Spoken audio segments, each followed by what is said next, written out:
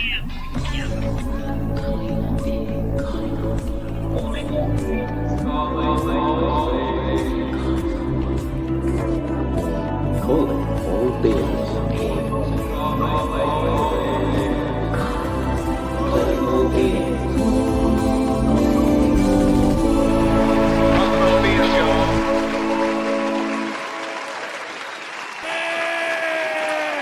back to Calling All Beings.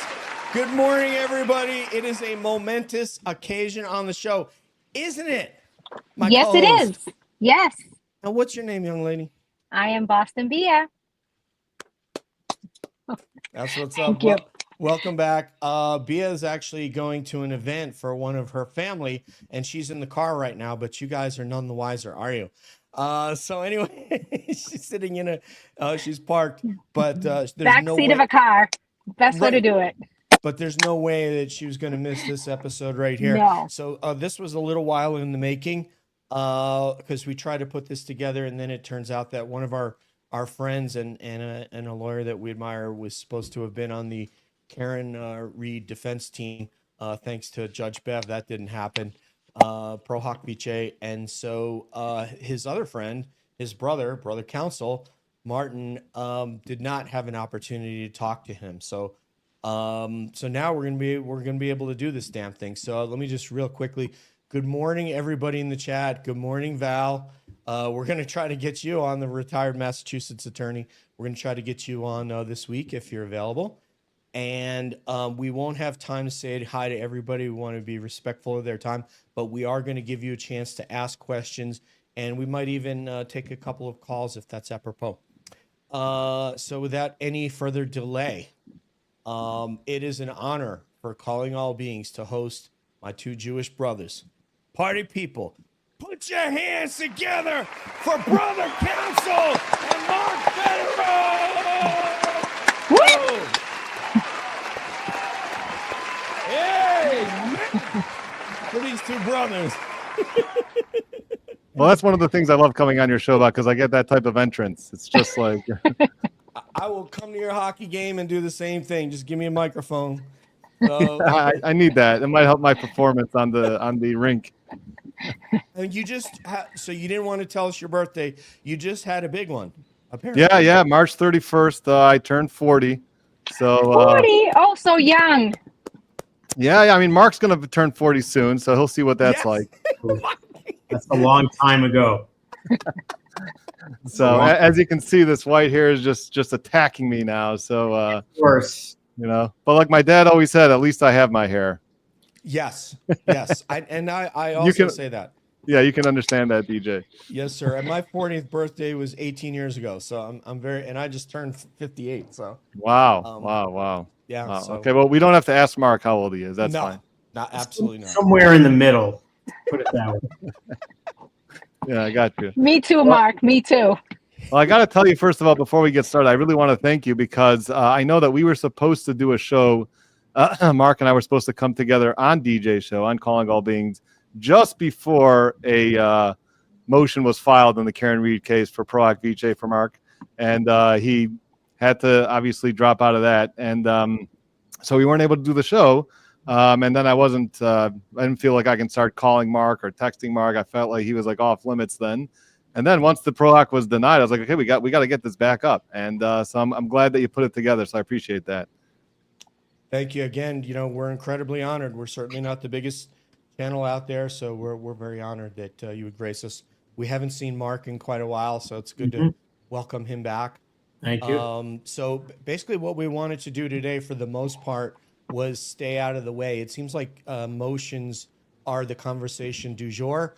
Motions denied that seemed like they would have been a shoe-in to be, and obviously we can't talk about the one that's relevant to Mark, but because, well, to the degree that you're comfortable, but that one would, because I had heard. Well, that was my first question. Well, yeah, I'm gonna let you have that. I just heard Melanie Little say in 30 years she's never seen one denied. So with that, let me just let you guys take it away. Let me just say real quickly. I mean, I talk about it to the extent there are public filings on it. I don't talk about behind the curtain type of things, but there were affidavits submitted, and there was, excuse me, a decision given denying it. So, I mean, that's certainly something that I have discussed, and there was the famous non-objection objection that was also part of that, which is something that, I've discussed as well. I don't, whatever's public is public. I have no filter on that. Yeah, so talking about what's public, so I saw that order come down. I mean, I saw the motion. We analyzed it on my channel. We saw the affidavit. It seems that you went and got waivers. They had independent counsel, and it seemed that everything was done by the book, crossing all the T's, dotting all the I's. I think even more so than in other cases. And then that order came down. I actually had another attorney, Andrea Burkhart, and we were actually talking about that order, trying to understand it. And apparently, what Judge Canoni found in that order is that there's an unwaivable conflict that you are not aware of, Mark, because you obviously thought that it was waivable. And maybe you were able to go back to the books and to the law library and figure out why was it an unwaivable conflict. So did you get any clarity on that? Well, when you find it, someone will let me know. In terms of there being a conflict, I'm not sure I would even call it an actual conflict as opposed to a possible conflict. And certainly to the extent waivable or unwaivable, the judge could have no basis to know what the substance of the issues would be. Again, behind the curtain, what gets discussed with each person. In terms of I's dotted, T's crossed, of course. I mean, you consult with each person, you go over all permutations, all parameters, you give them the ethical rule, you send them to speak to their own counsel independent of you. They come back, you put it in writing, you lay it all out, it's there, and you submit. And then, of course, you tell the court that to the extent there's any concern, that anything at all that gives you pause or caution, then I'm happy to explain to you ex parte why that shouldn't be the court's concern. And somehow she just found a conflict. She found it non-waivable and had no interest in discussing that. Well, what would you say now, now that Turtle Boy has been added to the witness list? So if you've got a client that you're representing and he's going to be called as a witness, and you may be called to cross-examine that witness or have some information that could help cross-examination that you're potentially not going to share because of your attorney-client relationship.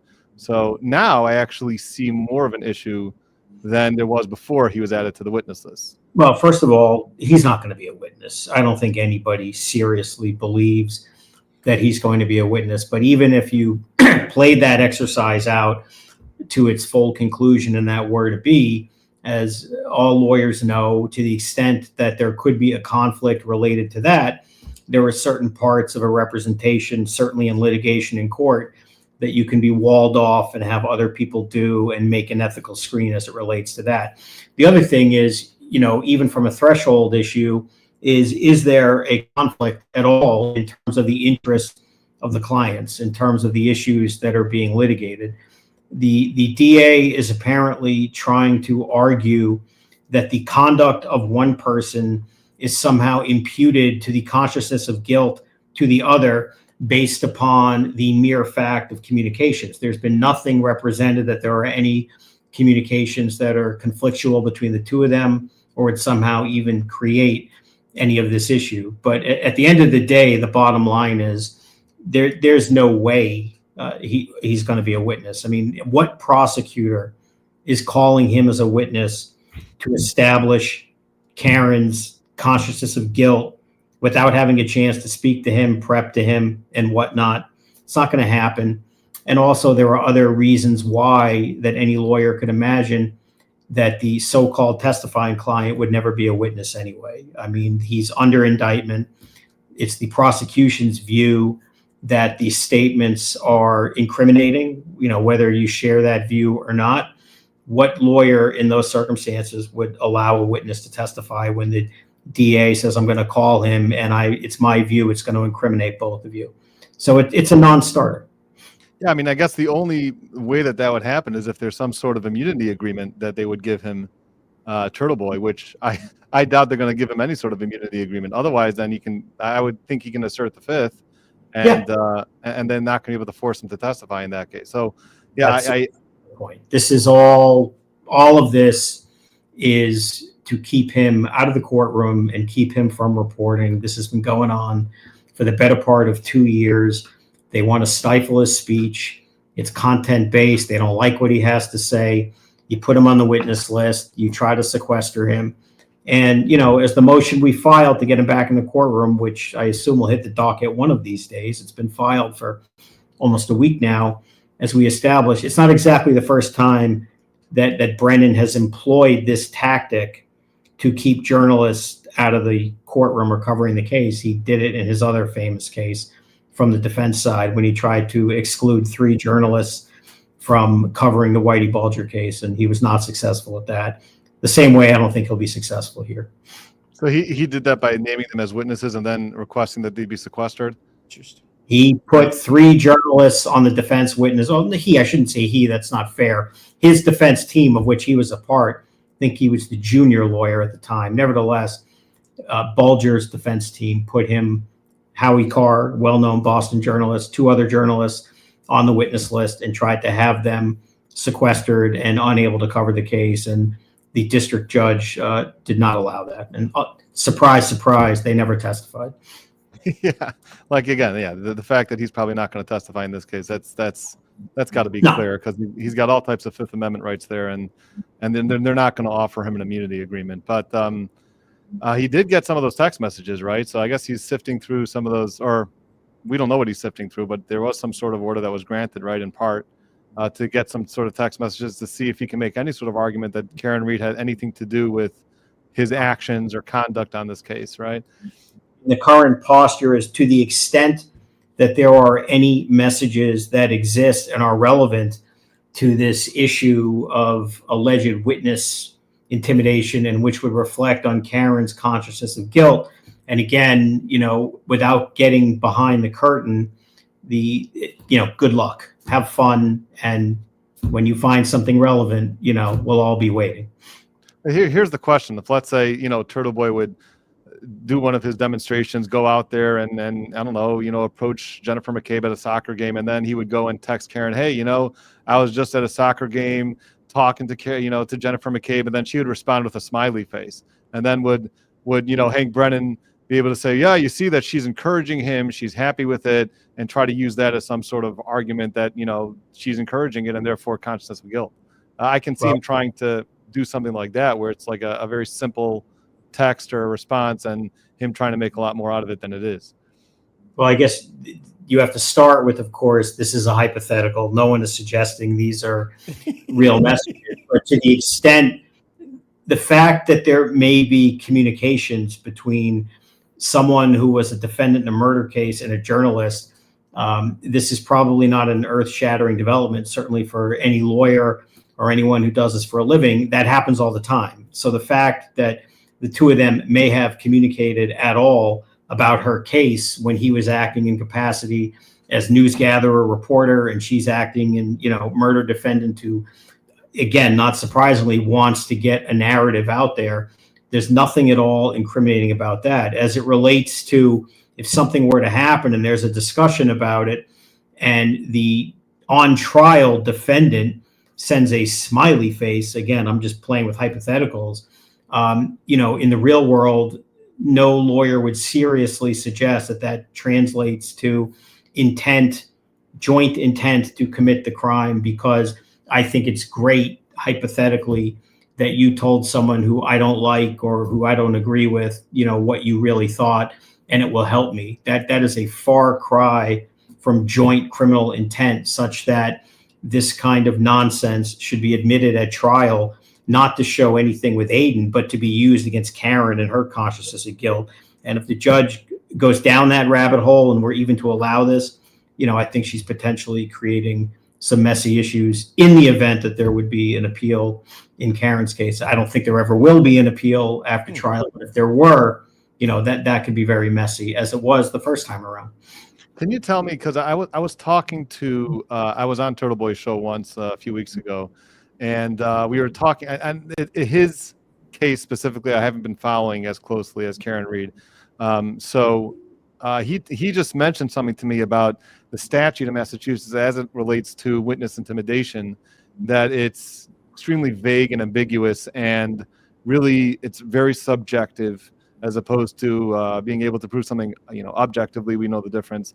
And I didn't really get a chance to do a deep dive onto it and do the research and all that on Massachusetts law specifically as it relates to witness intimidation. But maybe just if you can just quickly educate me, is what he's saying about this statute, about how being wide open and how anybody that has a subjective feeling that they're being intimidated regardless of your actions, I guess, would that automatically mean that they could be charged as long as a witness says, yeah, I felt intimidated, I felt that he was doing this because he doesn't want me to testify?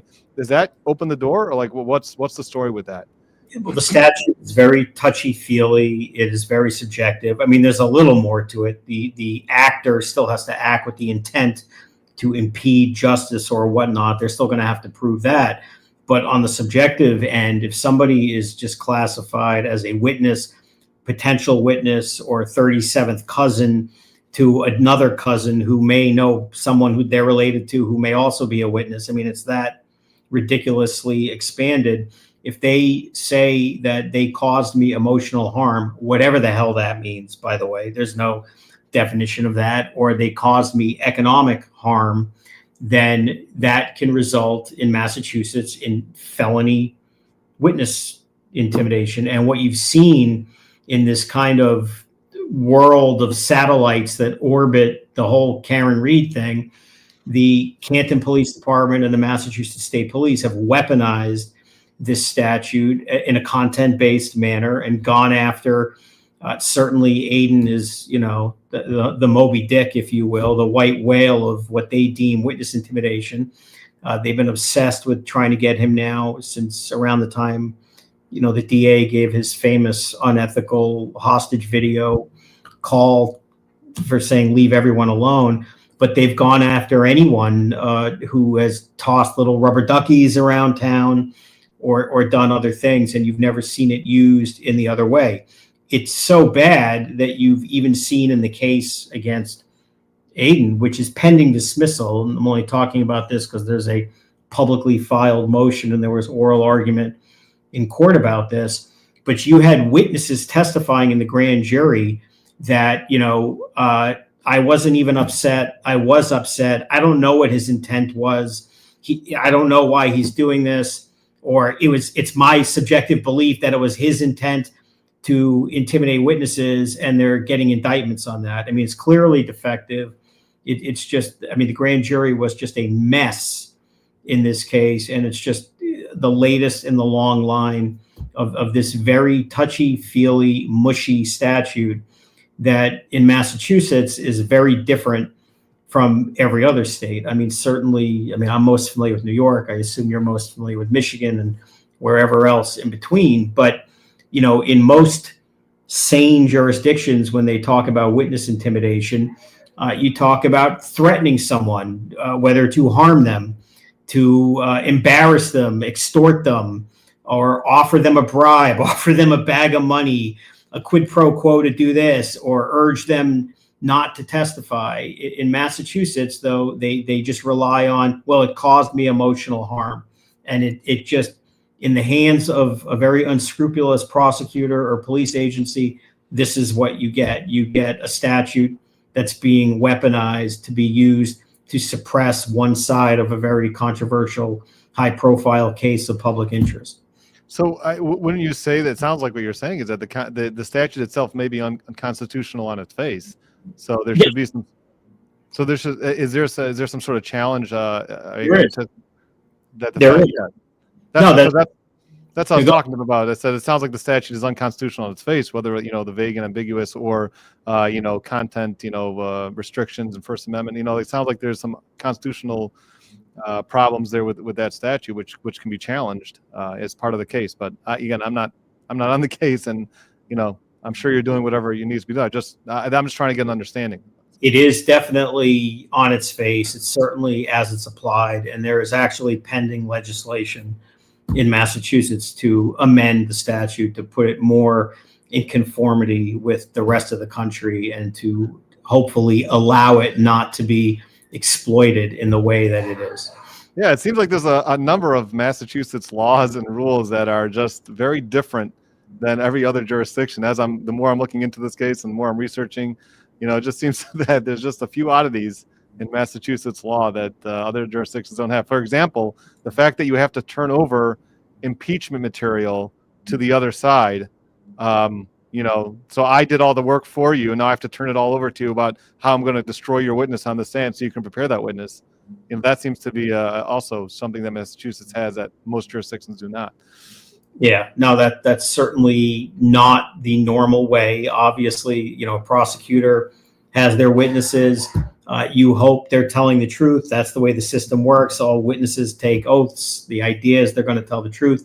But certainly if the defense has compelling evidence that will impeach them, the idea that, you disclose that in advance so they can so-called get their story straight is no way to do it. And, you saw it in Karen's case, even in the first trial, where certain key prosecution witnesses were so frighteningly concerned with being prepared and knowing what they have and what it is and having the chance to see what everything was. And then they tailor their story and try to tap dance through the minefield.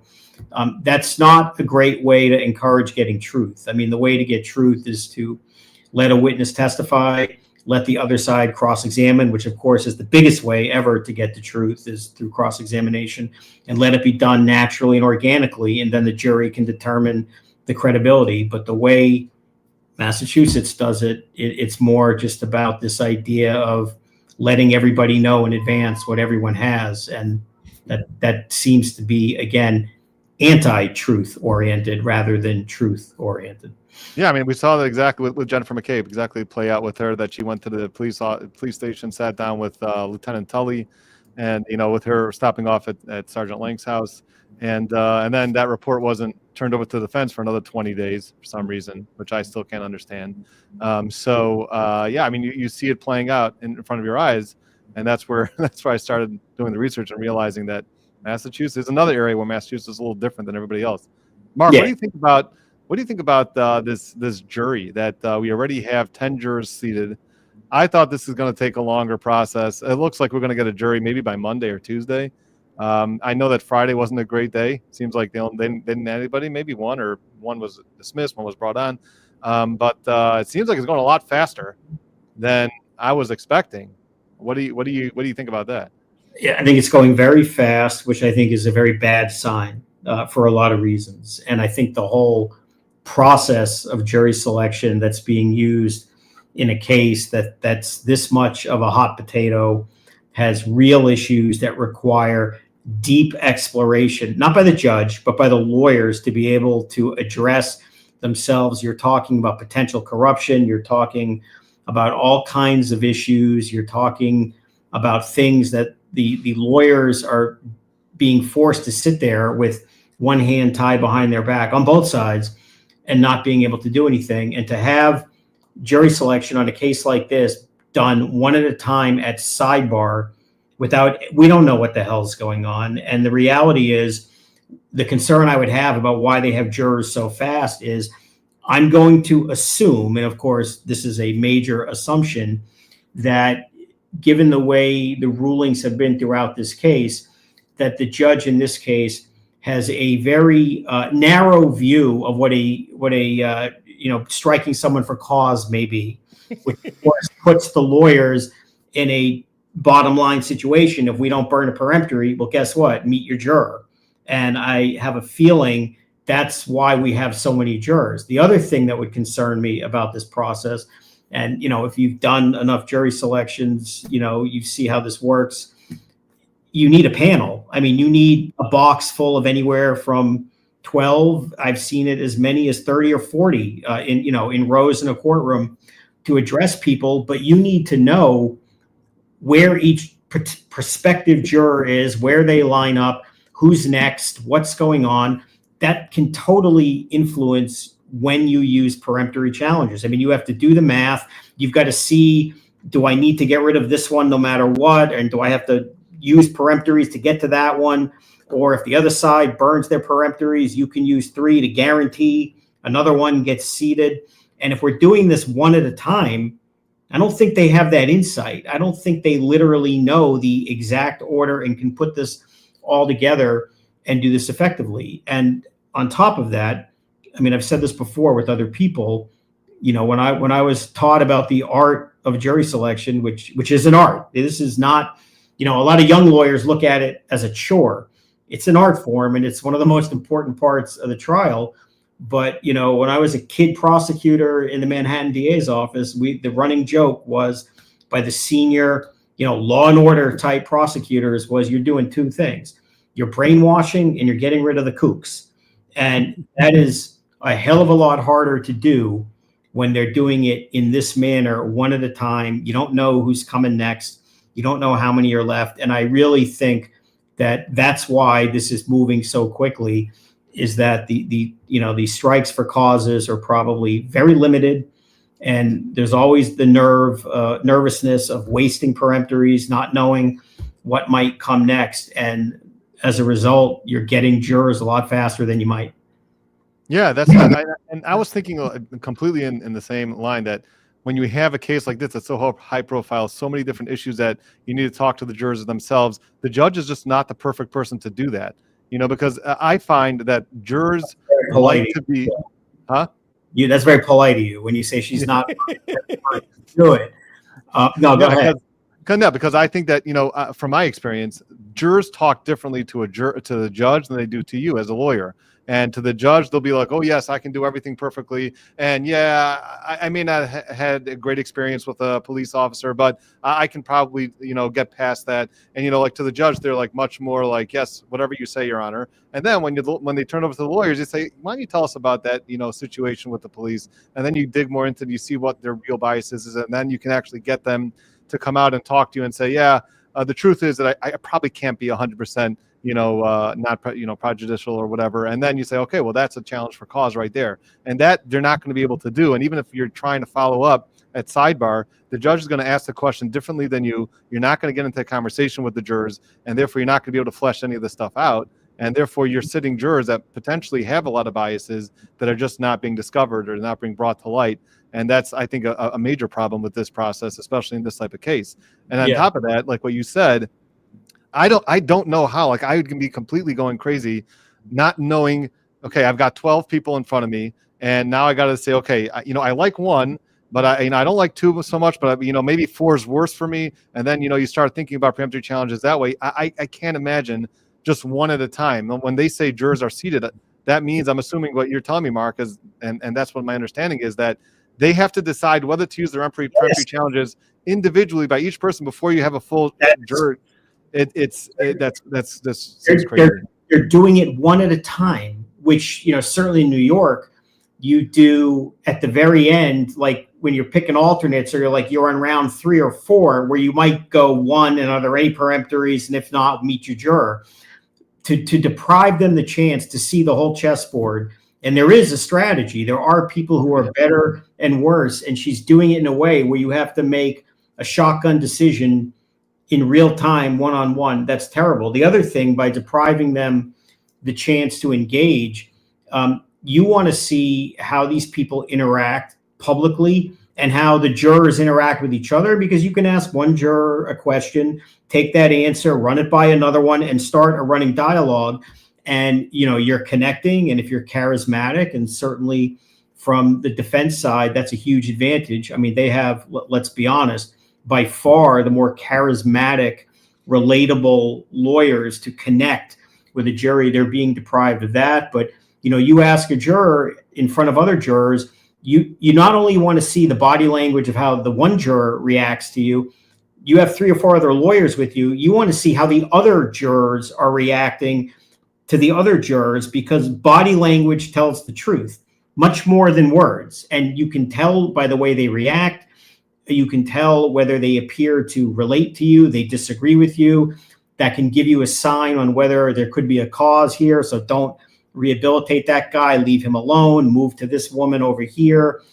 All of these things that are just completely being taken out of the equation here. And that's just a terrible way to do jury selection. Yeah, you can also see, the personality types, who's going to be a stronger take That's right. stronger positions, lead the conversations. You can definitely see that also. And then if you can feel like, hey, I like this guy, and he's going to be running the conversations more, citing his, saying his opinion and everything. So yeah, that's all these things, like you're saying. That's probably why this jury is getting chosen so fast, and it really may cut against either side. But it's probably not the best process, like you said. No. So let me ask another question, Mark. Do you have any idea who's going to be doing the opening statements? I do, but I'm not going to share that. It's not my. Okay. Because I know that Yannetti said he's not. So there's only really two other options: Jackson and Alessi. I would guess, this is my guess. My guess is that because Jackson is really Karen Reed's right-hand man and it's been that way forever, I just imagine he's going to be doing the closing arguments and Alessi would be doing the opening statements. But that's my guess. So mark it down and we'll see if I'm right. It's probably this next week. So one that I wanted to ask you guys, and this is probably the least egregious thing that Her Majesty enforces, Judge Bev, but I'm curious about how fundamental it is to state or not be required to state the nature of your objection. In terms as a litigator, how fundamental is that to you guys? Well, I mean, first of all, this rule, which appears to be because it's the way I've always done it, without any real explanation or rhyme or reason to it, any rule that's just, that's how we've always done it, at least in this particular courtroom, strikes me as not a valid reason to have it. In my own experience, again, in New York, not Massachusetts, so all disclaimers apply. Virtually every judge, with a few exceptions, will certainly allow you to state your reason. Or some judges might say, don't state your reason unless I ask. But this idea that I'm going to keep it a secret, or else we're going to have to go to sidebar every 3 minutes, it's bad for two reasons. Number one, you may have to state your reason to preserve a record to make it clear if there's an issue down the line on an appeal. But there's also a more practical component to this. If you watch the first trial or look at the transcripts, there's no flow. There is no cadence. It is start, stop, start, stop. There's sidebars. There's interruptions, especially during the cross-examinations. There's no cadence. There's no rhythm. And there's just no need to come up to the bench to argue or make a record on every objection. Okay, the jury, if they hear that there's an objection because it calls for hearsay, for example, the jury is not going to turn into a bunch of pumpkins or rule against either party because the judge says, oh, I'm going to either overrule it or sustain it, and tell the jury what that means. I mean, that's just not going to do it. I mean, if there are certain issues which are highly prejudicial or things that shouldn't be said in front of the jury, you can always go up to sidebar. But the way that they're doing this, I think, is just adds probably over the course of a 2-month trial, 6 hours of actual dead time and other things. And it's harmful because you want to make a record. There's no reason that a judge can't rule on it. It just strikes me as unnecessary. Yeah, I completely agree with that. This is one of the oddities of this trial that also, when I was following it, was actually confusing. I'm a lawyer, and some of the objections I didn't understand. I didn't understand the rulings or the basis for the rulings, and it's just, you're just sitting there trying to guess at it. And just to state a basis or a grounds for an objection, I've never not been allowed to. I understand the difference. We keep talking about the difference between grounds for an objection and speaking objections. That any trial lawyer should understand the difference. It's funny because I was actually talking to a Massachusetts lawyer about this, and I was like, is this normal? Like, all judges in Massachusetts don't allow you to state your grounds for objection? He's like, no, I think some of the judges here just think that, well, they don't understand the difference, and they say, okay, we're not going to allow any sort of speaking at all on objections. Judge Cannoni is one of them, but there's definitely other judges which do allow you to state your grounds for objections in Massachusetts also. So I think this is also it's just another weird thing about this trial, and it's hard to follow. And like you said, it really breaks up the cross-examination. If the whole point here is to get to the truth, if you're stopping the cross-examination so the witness can now think for a minute and a half about how they're going to answer that question or prepare themselves for the next question, so then it's not a great way to get to the truth. So back to that point, I think you're right. It's also, I mean, you may have noticed this in the first trial. It doesn't appear consistent. I mean, a lot of times it's, well, I'll let them have this, but not that. And it appears on some level to be arbitrary, depending on what day of the week it is. There's no consistency. And I'm not saying even it's biased against one party or the other, but, there'll be an objection and she'll sustain it. And then, say, ask it differently. And then the lawyer will ask it the exact same way and they'll object again. No, I'm going to let him have that. And a little clarity and understanding from the judge, I think, would go a long way towards lessening the public perception that, the scales are tilted away in favor of the prosecution and away from the defense. And something I noticed also in last trial was when I was watching some of Lally's direct, and he would ask questions in a leading way, and very clearly what he wants the witness to answer. Then there'd be an objection, and then judge can always say, okay, ask it differently, and then he would ask in an open-ended way, but he already gave the answer to the witness, and I kept seeing that, and I felt like if this was me, I would have said, Your Honor, this keeps happening. So it's not enough for me to just make an objection when the prosecutor is giving the answer in a leading way and I just object, and then he already gave the answer. So this has got to stop. I don't think that this is just a mistake when it keeps happening over and over and over again. So I thought that maybe a record like that would have been helpful. I don't know if a record was made with the public couldn't see, but I think that would be something that just it kept irking me, and I was like, I'd have to say something if I was on the other side there. Yeah. So did you see this audit, Mark?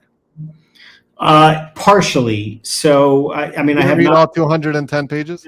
No, I believe it or not, even though a lot of people don't think so, I actually do have a life and a practice. So I don't dedicate every waking moment to tangential issues as the goings on. Well, Mark, before I let you go, there's a few different attacks that we all get online. One of them, the more classical one, is that all the guys that are covering Karen Reed and tweeting about it and doing videos, they must be loser lawyers and have no practice and nothing to do with their time, and that's why they're doing it. And then you get all. So that's one of the common attacks that we all get. But go ahead. Yeah, no, it is what it is. But I mean, I saw the portion of the audit as it relates to the dreadful performance by the Canton Police Department and the bullet point list that the auditors apparently made criticizing that. I'm aware that they had their public hearing yesterday and it was kind of a fiasco, which is not all that surprising. I'm aware that there are allegations that by people who are familiar with Canton and whatnot, that a lot of things might have been left out of the audit. And then the most recent thing, which is actually very interesting, is that apparently the people who conducted the audit have a very different story about the Sallyport video fiasco than Hank Brennan does. And that's kind of a big deal. That could that's kind of a thing that going forward will be interesting to see what happens, because I know it's April and it's allergy season. So, the prosecution in this case seems to have an allergy to the truth a lot of times, or an allergy to representing accurate statements. And, the issue of the video and the metadata and when, where, how it was all handled, it's a big deal. And now you have the Canton audit people entirely contradicting one of the many things that Brennan has said that many people believe is not accurate. And it'll be very interesting to see, what, if anything, the defense does with that in the next week or so. Yeah, and I'm wondering if they're going to now use this as part of their cross-examination. When they're talking to some of the people that were, handling the videos. Was this overwritten? Is this overwritten? Was it replaced? Or wasn't replaced? The audit people thought it's not replaced. It is replaced. There's another part about the audit that struck my attention. Two parts. Number one, actually, I just saw this clip, which I thought was funny. So there was some like retired Boston cop, I think it was there, or maybe there's some sort of police officer who was there, and he said something about, if this was a family member of yours, I remember exactly Yes. who he was directing the question Peter to. Murphy. Mhm. So he said, if this was a family member of yours, if John O'Keefe was a family member of yours, would have you been happy with this type of investigation? And then he ended off saying something about, and Karen Reed is factually innocent. So the guy responded as, well, you're not asking a question, so therefore I'm not going to answer the question. Well, I thought there was a question there. He just ended it with free Karen, Yeah. Karen Reed's factually innocent. I think he asked a fair question. If this was an investigation done with your family member, would you have been happy with this type of investigation? And there was no real response there. But there's also another two parts. I'm sorry for this long-winded question, Mark, but there's another part of the audit which caught my attention, two parts. One of them is that they felt the need to say, these auditors, that they don't believe that a search of 34 Fairview was warranted. They don't believe that there's probable cause to search that house, and they had no information, and therefore there didn't even need to be a request for consent to search the house, because by all reports, he never entered the house, which, again, if you ignore Karen Reed, of course, then then all reports maybe. Then also if you ignore the Apple data of him going up and downstairs. I was talking about this with another lawyer, and it's a Fourth Amendment issue.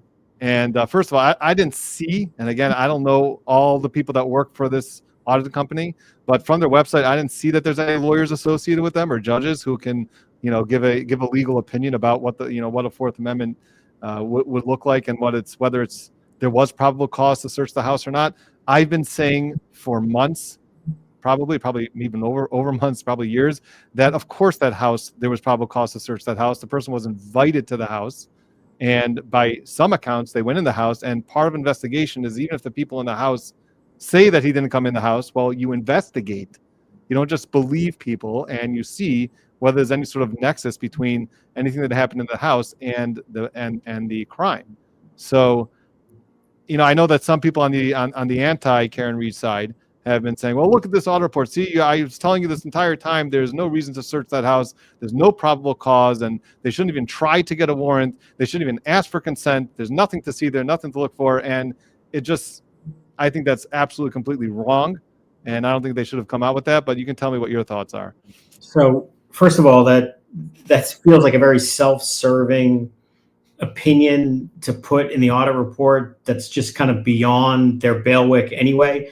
But in terms of the actual merits of the claim, I think there is a credible argument on either way over the issue of probable cause, such that, they could have gone in the house or got a warrant or this and that. But I think in many ways, every time the conversation about whether the cops should have been able to search the house, by basing it on whether they had probable cause, it's kind of burying the lead on the real issue, which is, you go on the scene, there's a man lying in the middle of the lawn.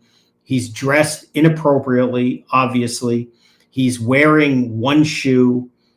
He has a broken cocktail glass there. And you come to learn that all of these people had been at the bar together. And then you come to learn that all of those people then gravitated to this house on Fairview Road. And then you're told that the guy never made it in the house, even though he's wearing one shoe and all of that. Okay. Should that lead to some level of suspicion by the police? Yes. And by definition, police are very suspicious people. But by going to the house and asking questions, it's not even so much, I'm suspicious, I need to search the house. There's other things to do. Does anybody know what the hell happened to this guy and why he's lying on the lawn? It's just like a good faith curiosity question. Did you see anything? Did anybody hear anything? Do you have video camera? Do you know if the neighbors have camera? So they could have done these things to show some legitimate intellectual and investigative curiosity, whether they had the legal right to go in and start asking questions.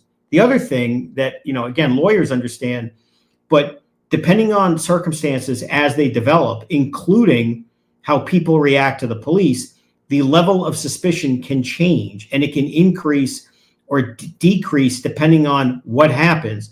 So if these cops go and knock on the door and nobody answers the door for 15 minutes, that can be suspicious. What are they doing in there? Why is nobody answering the door? They answer the door and they look nervous and don't want to talk to you. That can lead to more suspicion. And if you say, look, we're just trying to figure out, was he in here? Do you mind if we have a look around? Can we come in? In other words, seeking consent. And if these people say, no, you can't come in here, copper, go get a warrant, that too is inherently suspicious and can lead to all kinds of differences. So to me, the disturbing part is not the legal question of whether there was probable cause. The question is, why would the Canton police have such little intellectual curiosity and investigative curiosity to determine whether their town resident and police officer lying dead on the lawn, if anyone in the house knew anything? And that's the problem. They had no investigative interest in that. And now they're telling everyone, get off our back because there was no probable cause.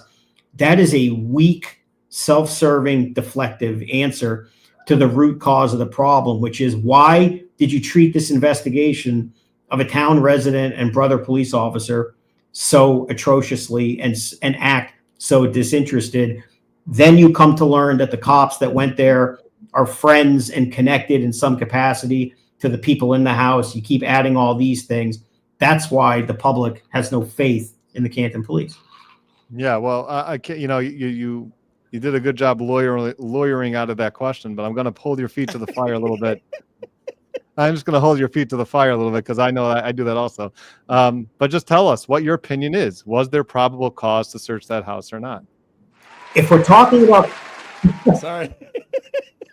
if we're talking about literally, did they have There's no objection? We don't have to go to sidebar now and give you another 200.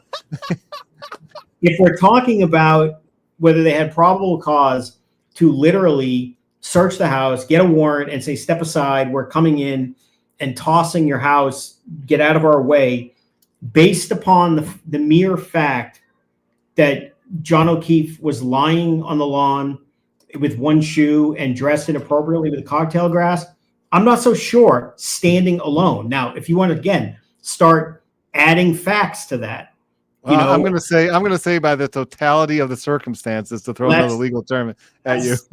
Well, yes, Your Honor, that's what you always do. They all do that, rightfully so. But again, I mean, if you were doing this in a pretrial hearing, literally arguing the Fourth Amendment, you'd have to know what information they possessed at the time they had cause to go in the house. So did they know at the time they were going to literally enter the house that John O'Keefe had been invited to the house?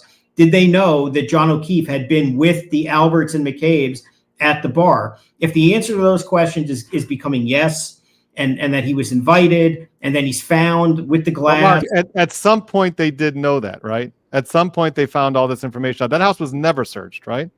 Well, hold on. You're right. At some point they knew that, but probable cause can get stale. Okay, so at some point won't answer the question. The question is, do they have a right to go in that morning at 6 a.m.? If they learn 15 hours later that, he was supposed to go there, there are some judges who would say, well, what's the likelihood that any evidence would still be there, 15 hours a day later, based upon what you're alleging these people did? The question that was posed is, when these cops showed up in the morning, why didn't they go in there? At that point, I think that's a tough question. But again, there's consent and other things. The probable cause issue isn't the critical issue. They didn't even demonstrate an interest to understand and investigate. That's the issue. Mark, can I make one little statement? So don't forget that in the morning before they found John O'Keefe, Kerry had called into the police station and said there was a blizzard party. So it was already recorded by calling 911 that he had been invited to that house. I just want to add that to see if that changes anything. Thank you. I mean, I don't know if that literally tilts it over, but that's certainly a fact that, if you were arguing at a hearing that they had probable cause, you certainly would cite that for sure.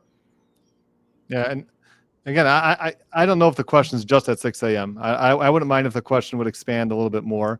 And, for a longer time after they did some sort of investigation and found out some more facts about the case, to then go back and get a search warrant. But okay, Mark, I'm gonna let you off a little bit on that.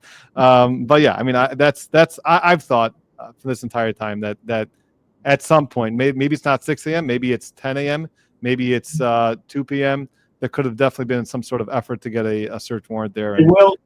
I will tell you this: the testimony at the trial by at least the state police pushing back, defending their position, similar to what the Canton audit said, was pretty pathetic. And particularly, I think everybody can remember Tully saying that it was, a non-starter, and he was nonplussed by the fact that John O'Keefe was lying in 17-degree weather inappropriately because, I wear shorts year round, as if that somehow was relevant. I mean, so they were way too trained to push back and against that. So I'll certainly grant you that. Yeah, I agree with that. I guess let's talk about, before maybe DJ opens it up for questions, but I think other people probably want to hear your take and my take on the civil rights lawsuits that were just filed. There was about 3 different complaints, I think, that were filed. One of them has to do with, Boston Mike and Tom CPU. So did you take a look at those complaints? What are your thoughts about those? I have not read the federal complaints. I'm certainly familiar with the issues of the buffer zone and the First Amendment and all that.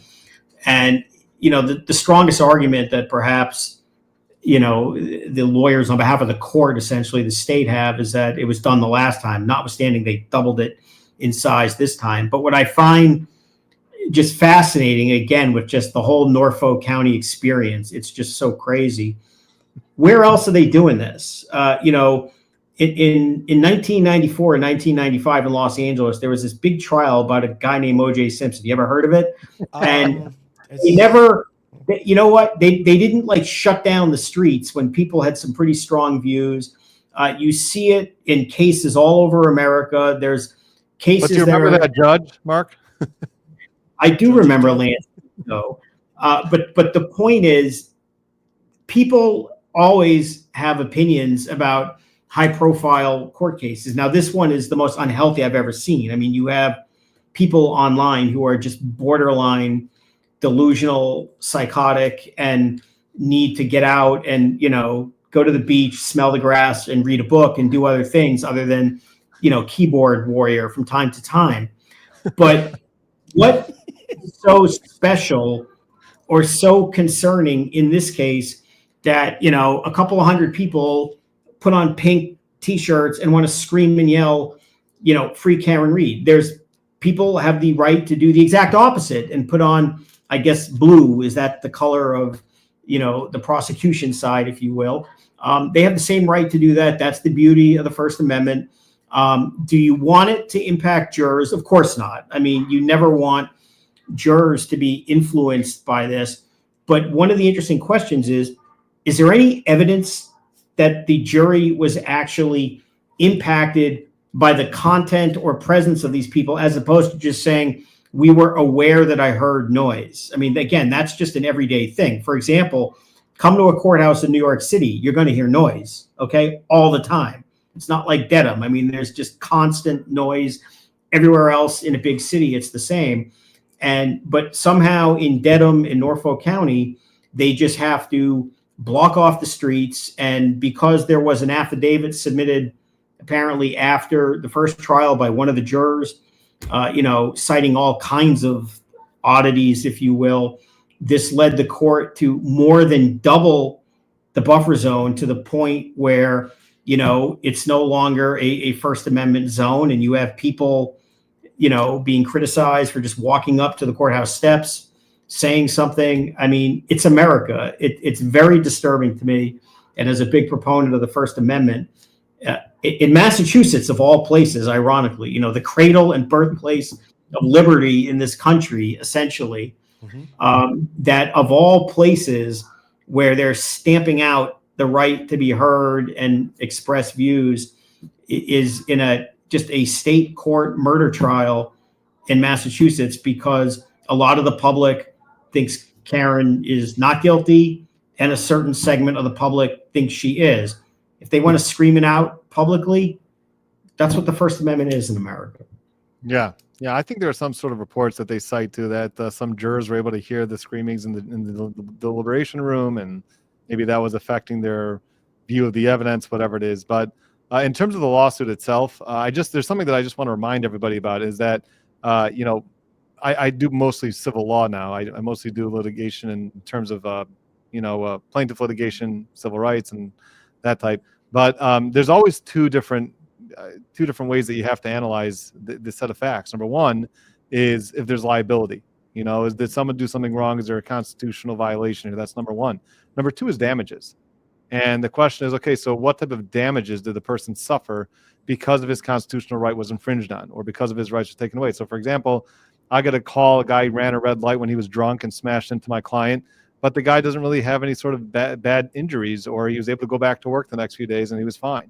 So, yeah, the liability there is rock solid, but the damages, I know you all know this, Mark, but the damages are just not that severe. The question is, so here you have a complaint where somebody's sticker was ripped off of his jacket. Did the cop act appropriately? Probably not.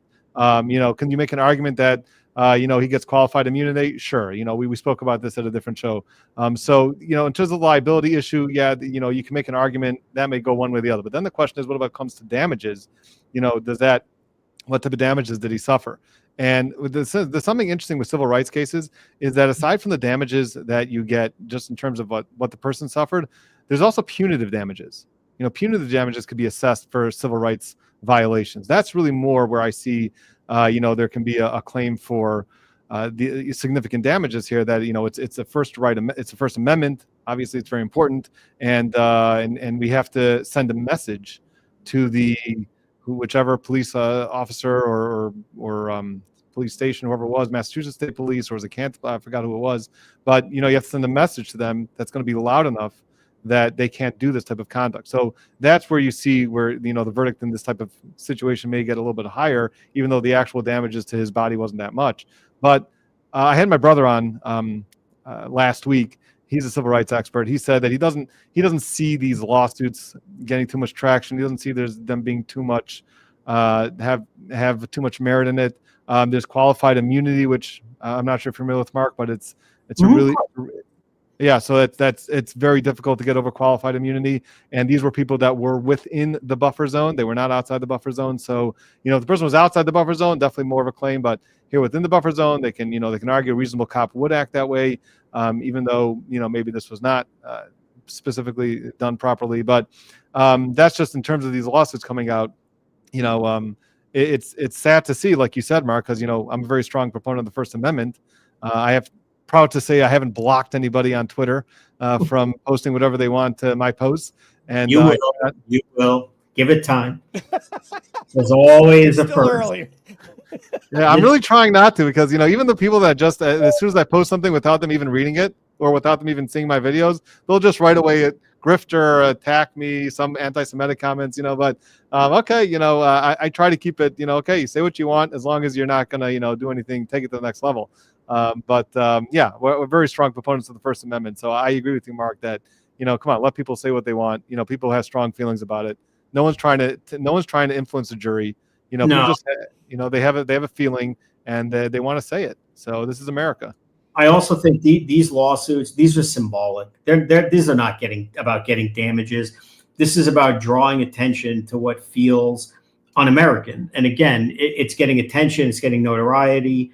There is no real remedy. Do I think a court is going to limit the buffer zone or get rid of the buffer zone, or, as you said, there's any real damages? No. But I think the more attention that gets drawn to the fact that, Norfolk County is the only place where we have to literally make a buffer zone where it's like an anti-free speech zone in just a state court murder case, with everything else you've seen going on with this case. It's just the latest example in what candidly is a national embarrassment and not a good case study to watch if you've never watched court cases and say, this is how trials work. This is a terrible case to watch in that regard, because nothing about this trial is as normal trials, how they function. I mean, there are so many oddities, peculiarities, just awful things that are happening that are related to this case. And I think the buffer zone and doubling it in size is just another example of where people who do this for a living see this on national TV and scratch their head and say, what the hell is going on in that place, because this is crazy. Yeah, and I guess that kind of brings me to my next point is that obviously, you know, with the second trial coming up, you know, however high profile it was in public the first time, it's just getting even more national news now, and you get a lot of people chiming in, a lot of people giving their opinions about it, and you know, it also kind of, you know, you see some of the more, I don't know, the bigger channels out there that have a lot of different experts come onto the show and give their opinions and talk about this case. And sometimes, you know, I don't spend my time watching it, but people send me different clips here and there. And, you know, it's there's a lot of information there that are actually given by lawyers who seems to me that they don't know the facts of the case. They don't know the evidence. They want their soundbite on whatever channel they're going on, and they want to promote themselves. And, you know, people can be watching this and not this, but these other attorneys that are getting on there and stating their opinions very strongly, and they don't know nothing about the case. And you see where there's a lot of opportunity for, you know, this type of trial, which is so high profile. People are looking for good information, good facts, people that actually watch the trials and the proceedings, and they're getting a lot of bad information out there from other people. And you know, like it's going to open, this whole second trial is going to open itself up to so many people talking about the case who don't really know, but they want to get out into the public. You know, I guess what people are calling us grifters, but you know, we actually follow the case. I actually watched every minute of that trial. I watched the hearings. I read the filings, and I'm coming from a place of knowledge. So, but there's all these other guys out there that are trying to burst onto the scene now to promote themselves. And I was supposed to try this case, so I think I have, you know, a little knowledge of some of the facts. You know, one last point just about the whole First Amendment and the buffer zone. Obviously, any trial can be a matter, it's a public trial, so it can be a matter of public concern. But this case in particular is critical to have as much First Amendment protection as possible, because the issues in this case are of critical public importance beyond the high profile nature of did she do it or not. I mean, there is a central marketplace of ideas, if you will, related to this case on whether that there was a corrupt frame job by the government to do an innocent person to protect a police officer. And whether you agree with that or not, what could be more a matter of public interest than alleged official corruption to help fix a murder case? However you come, on whatever side you come on that, that is exactly the kind of thing that the First Amendment is supposed to protect on the public street, in the marketplace of ideas. I mean, we can all cite all the First Amendment buzzwords from the famous cases, but this case screams out for the right to express public opinions and participate in the marketplace of ideas. yeah. Can I just add one more comment or a question, I guess? I'm not sure if you're able to comment on it, but I thought I saw this posted or by Turtle Boy. And he said something about that there's already been some sort of movie that's being made or in the works, and he was contacted, and they're making. I'm sure there's going to be movies about this case. I mean, I don't think there's any question about that. But do you have any knowledge about that specifically? Come on. Okay, we'll move on. All right, DJ, I'm done. You can ask any questions that you want. No, I wanted to get to some of the fans that are here to see you. These people came here to see you two, not us, for the most part. So I'd like to get their questions in. And I would say, Brother Martin, that muting somebody is even more effective than blocking somebody. Because when you block somebody, they screenshot it and they go, "Oh, look, I got to Brother Counsel," and they'll go ahead and post that. But when I mute somebody and they tweet at me and they can be anti-Semitic, I don't care, whatever they want to do, and I don't answer them, it really pisses them off because they know that I don't care enough about what they said to respond. Because no matter how artful your language is, you've shown them that you care by responding. So they'll stop tweeting at me because I just don't respond to their crap. Yeah, So anyway. and you know, it's a shame because I think it's helpful to have open and honest dialogue. Like I don't mind. I invited any lawyer. Like I feel like I'm objective. I feel like I'm down the middle, and I'm just calling it the way that I see it. I don't think the last trial there was any question that there was too much reasonable doubt to convict her. But I'm open to have open and honest dialogue with an attorney or other people that know the case, watch the case, and we can disagree. That's fine. I think it's helpful, and I think it's good for people to see that people can actually do that, which is why I even invited. I looked out, and the only people that responded really were Kevin and Kate, which why I had them on my channel. Mhm. But when it's just screaming louder than the other person, it's not helpful. Like that. You're not going to get anywhere. But just to I'm interested in like just silencing people just to disagree with me. I'm happy to have a dialogue and a conversation. And maybe change my mind. That's fine. I'm open to revisiting and reanalyzing, and maybe I made a mistake. That's fine. Point it out, and we get better that way. So it's just a shame that it just becomes, oh, he's on the Karen Reed side. Oh, he's this. I can't even talk to him. It's whatever. I don't even think Kevin and Kate believe that she's guilty. I think that they took this side because it was expedient for their popularity to be able to take the opposite side of Turtle Boy, since he had already is the most well-known, most prolific person that was telling the story. They just said, well, I'll take the other side, and I'll just go ahead and court the McAlberts and McCabe's and all these other idiots that just have no reason, that wouldn't even dream that somebody else other than Karen Reed would have done this. But anyway, and by the way, from a layperson's point of view, I don't think Hank Brennan was hired to get a conviction. I think they know they don't have the evidence for that. This is just from a layperson. I think they hired him to get another hung jury. I think that's so they could just keep her in legal jeopardy. They know they don't have the evidence to convict her. They could just play defense the whole time. All sounds right, like Mark. Wait, it sounds like Mark had something to say about that. Yeah, go ahead, sir. I don't think they literally hired him to get a hung jury or whatnot. I think certainly from a lawyer's perspective, which is very different. I get it from just an observer's perspective.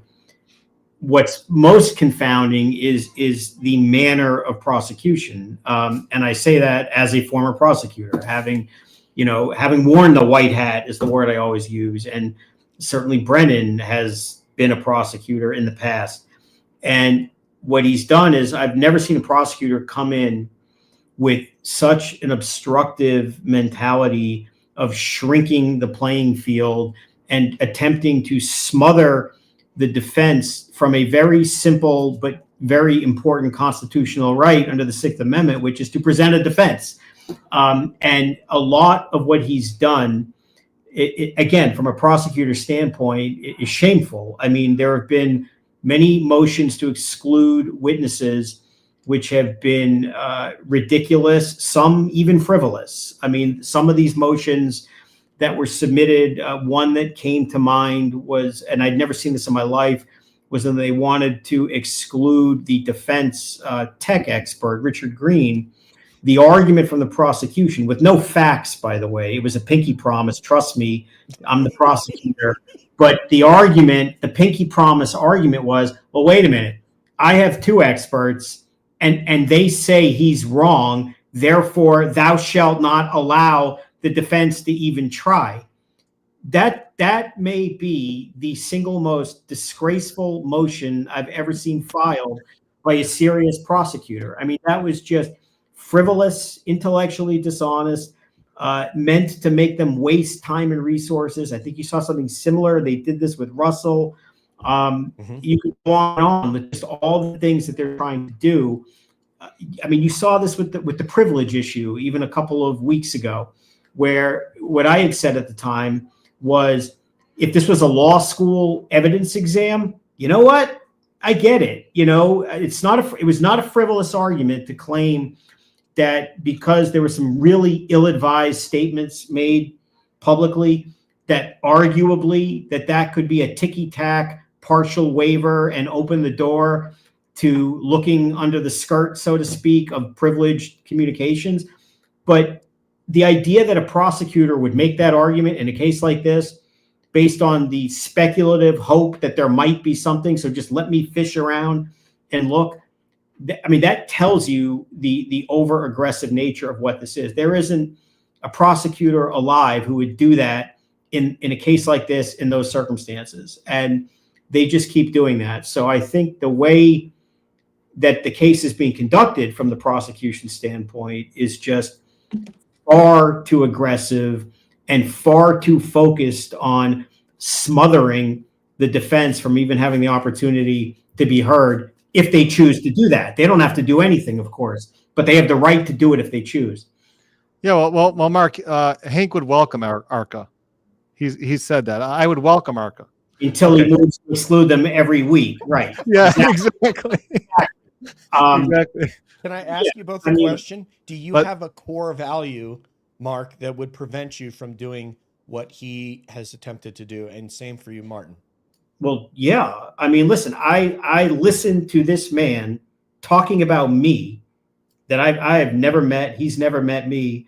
He doesn't know anything about my relationship with Karen Reed, nothing about the relationship with Aidan Carney or anything, any privileged communications or anything I've done. And I listened to him in a non-objection objection tell a judge of the Superior Court in Massachusetts on national TV that this guy has shared information, would act as a vessel to share protected material.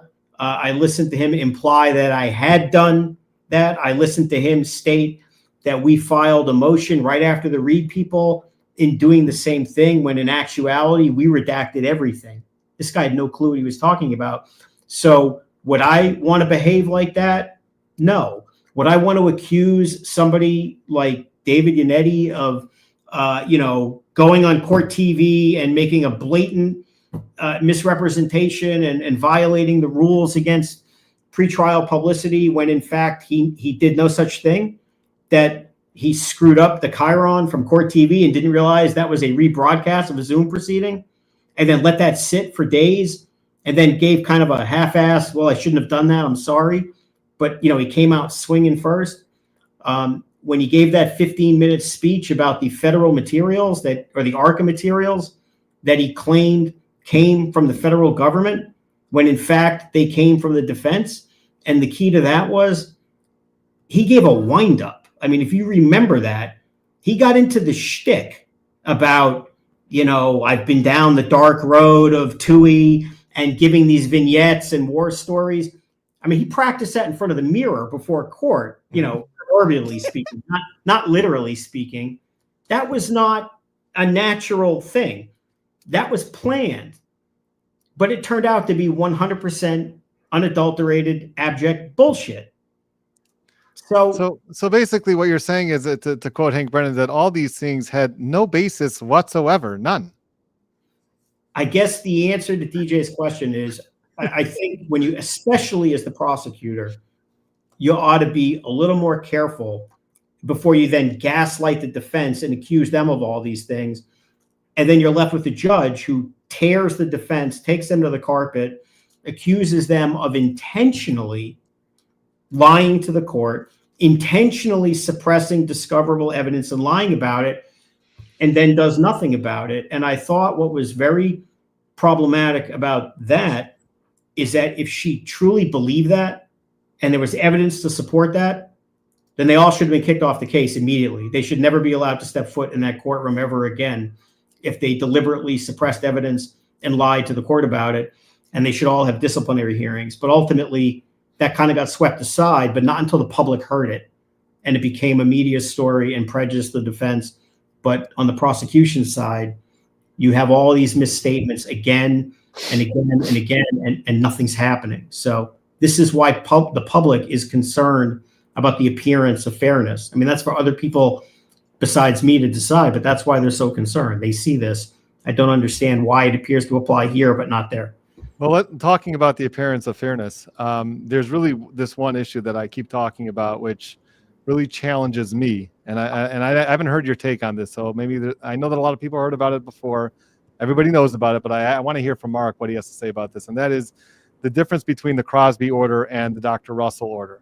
So the opinion. So this is the one where people have been on my back this entire time. Why don't you just call it out, say how it's very clearly that she's biased and prejudiced. You see Dr. Russell, what she made Dr. Russell go through. You see Crosby rubber stamped. Give me a break. So you know exactly what I'm talking about, Mark. So just help me understand that. Help me explain if there's any reasonable explanation to rubber stamping Crosby and making Russell go through a Daubert hearing. a lot of these decisions, like the one you're talking about, that seem to have just been avoided at the end, I think there's a larger problem. And that's a big one, but there are other ones. And the problem was this: April 1st was circled in bright red. And the impression the world was getting is that if we don't start trial on April 1st, we're all going to turn into pumpkins. And then everybody worked backwards, and time became an issue to keep with this April 1st deadline. And the closer this got to April 1st, I think is when you'll notice we're not doing Daubert hearings anymore. We're not having any evidentiary hearings on witnesses because there's no time. The Crosby one versus Dr. Russell, I mean, let's call it what it is. It's indefensible. It doesn't make sense, okay? Dr. Russell, in the standard of being allowed to offer an expert opinion, is clearly qualified, obviously. She clearly explained her reasoning and methodology. We can agree or disagree about whether she's right or not, but that's, as we all know, that's not the issue. It's just let the jury ultimately determine. And they put her through the ringer twice, actually. Then comes a non-medical person who clearly doesn't have anywhere near the credentials, doesn't have anywhere near the methodology, or I think just reliability of what they're saying. Again, put aside the ultimate conclusion. I don't think they're dog bites. That's fine. And that one just gets rubber stamped. That makes no sense. But again, it's not just that. I mean, the bigger one, even than that, is the motion to dismiss. I mean, I have done too many to count post-conviction Brady, wrongful conviction Brady type hearings, pre-trial, discovery violation hearings.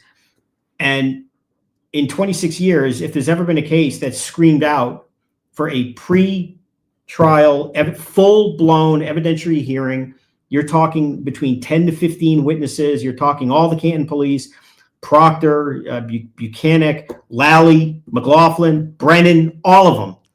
All of them would have to explain this. And you get too close to April 1st and nothing happens. It just gets denied out of hand. There's no hearing. The decision itself doesn't have an answer for why Proctor would do a thing like stick the video in his back pocket and not tell anyone for 2 years. She says in that opinion many times, well, we don't know the answer to this. That's exactly the point, which is that's why you have evidentiary hearings to build the fact. But also, a key component of that motion was intentional misconduct. You have to prove to get the remedy of dismissal. And so you need to know, number one, did Proctor do it intentionally? How do we leave that hanging? We don't, like, it's just hanging out there. Now, given his other record, one might think there's a good possibility that would be useful information for the defense. The other thing is, because the prosecution never submitted any sworn statements, most judges would say, I'm accepting the defense facts as true for purposes of this hearing because you haven't even contested them. But even if you're going to give them a pass on that, I don't know, certainly in my experience where I come from, a judge who would just take it at face value because the prosecutors, not under oath, in kind of a rambling, non-germane response, said, listen, Proctor did it, not us, which of course in Brady has no meaning at all, literally zero. But when you're talking about intentional misconduct, if I'm a judge, I'm saying, I'm sorry, I need to hear from Lally. This guy ran an investigation from the day of arrest until after the first trial and had no clue ever that there was any important Sally Port video. And then when he got the video, disclosed some of it pre-trial, some of it during the trial, some of it after the trial. There's no explanation for that either. Some of it 2 weeks ago. Some of it, yeah. That's right. So, I mean, again, all of these rulings, I think, don't make sense, but I think the real common denominator between them all is it was too close to April 1st and they just get shoved aside. And that's certainly not a good look on how to do things. But that's the only way that I can square like the Crosby and Russell thing you're talking about, the complete, apparent non-need for an evidentiary hearing, even though there are all these unresolved questions. All I can think about is, but we're starting trial on April 1st. Yeah, I mean, I guess that's the best explanation I've ever heard so far on this, because nothing else makes any sense. I spoke about that motion to dismiss at length. I did a whole video on that, and there's just so many times in the opinion itself where she says, according to the Commonwealth. Well, how do you know that? And how do we know that that's true? There are no facts. There are really no facts that they submit. Yeah. And then on the bottom, like, why this remained in Proctor's file for so long, we don't know. Well, that's what we should find out. Don't you think we should find that? So like all those, yeah, it's like her opinion all just screamed we should have an evidentiary hearing, but no. So yeah, I mean, there's some problems with some of these opinions. Anyway. Yeah, agreed. This is a problem as well. Go ahead, Bea. I was just going to say, liters of blood. Sorry, go ahead. Yeah. I was just going to mention, do you guys, either of you, think that there's anything nefarious about the fact that she was so stuck on this jury pool coming in April 1st? Or do you think people are just kind of looking too much into it at this point? That there was something about this pool of jurors coming in? I would caution people. I mean, I think there's a lot of credible evidence that there's a lot of really sketchy things that have happened in this case. I mean, all the Michael Proctor stuff, I think, is like fair game. There's evidence. I think there's real questions about the taillight pieces, all these other things. But I would also suggest that people be very careful to just assume that every single thing has to be, corrupt or this, and it becomes a little tinfoil hat. And I don't think people do themselves any favor unless there's some evidence that they have to support it, to say, well, the reason is because, there are plants on the jury pool. The reality is, I have no idea whether that's true or not true, but I'm not going to literally assume that we had to start trial April 1st because, there could be jurors. If you want my honest opinion, I would think that the judge would want to start April 1st. A better reason would be so it doesn't go all summer and ruin everyone's vacation. I think that's a more likely reason. And I don't know that that's the reason either, but the idea that there are plants waiting to get on the jury, that's just too much for me without proof. I mean, I can't start with that thought process. Yeah, I would caution also. I think that when you wear green glasses, everything looks green. So just be careful with those glasses that you have on. So let's get to some of the audience questions now, because these guys have been super duper patient. So we'll take these in quick hitter format so that if we get through these, we can get to some more, and then maybe one final from myself and Bea. But here we go. This is from Lori Russell. People want me to do accents today. I'll see if I can conjure my Scottish at some point. Will the documentary significantly help Brennan with defense strategy, seeing the discussions with lawyers? So I don't think it helps in that regard. Like literally, this is how they're going to defend the case. But, I think you have to also be honest in the analysis when you analyze these things. Those interviews were a mistake. And, there are things there that I would definitely expect that the prosecution will use. Is it the kind of thing that will move the needle to get the ultimate result they want? I don't think so. But there are some what I would call unforced errors, just mistakes that they absolutely will use. And they're going to, if she doesn't testify, which I would assume, as in most cases, that's likely to be the case. I mean, that's obviously for other people to decide at this point. But, the jury, the prosecution is going to want the jury, even though they're not supposed to think like this. They're going to be told not to think like this. They want to make a point and say, when a defendant is willing to talk to the media and do this, but, not tell you, those things can be helpful. There are statements about... Oh, they can't do that. Come on, Mark.